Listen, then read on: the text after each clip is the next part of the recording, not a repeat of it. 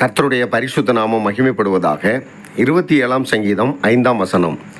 தீங்கு நாளில் அவர் என்னை தம்முடைய கூடாரத்தில் மறைத்து, என்னை தமது கூடார மறைவிலே ஒளித்து வைத்து, என்னை கன்மலையின் மேல் உயர்த்துவார்.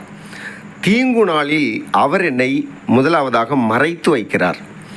நம்முடைய ஆண்டவராகிய கர்த்தர் நமக்கு தீங்கு வரும்போது அவர் நம்மை பாதுகாக்கிறார்.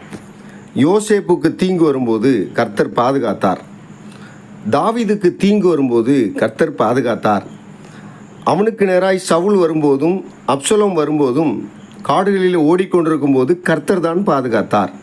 வேதத்தில் எத்தனையோ தேவ பிள்ளைகளை கர்த்தர் பாதுகாத்திருக்கிறார். இன்றைக்கும் கர்த்தர் நம்மை தீங்கு நாளிலே தம்முடைய கூடார மறைவிலே வைத்து பாதுகாத்து கொண்டிருக்கிறார்.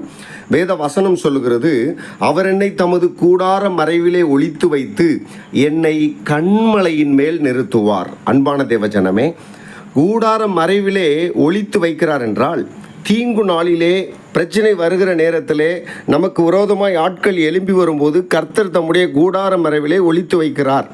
யோசேப்பு குழியிலே போடப்பட்டு அடிமையாய் விற்கப்பட்ட போது அவன் முழுவதும் அழிந்து விடவில்லை.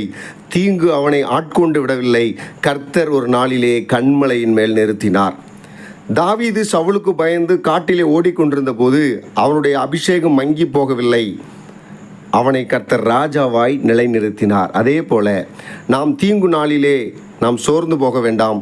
கர்த்தர் நம்மை தம்முடைய கூடார மறைவிலே பாதுகாத்து நெருக்கத்திலிருந்து வெளியே கொண்டு வந்து நிச்சயம் நம்மை உயர்த்துவார். கர்த்தர் தாமே உங்களை உயர்த்துவாராக. ஆமேன்.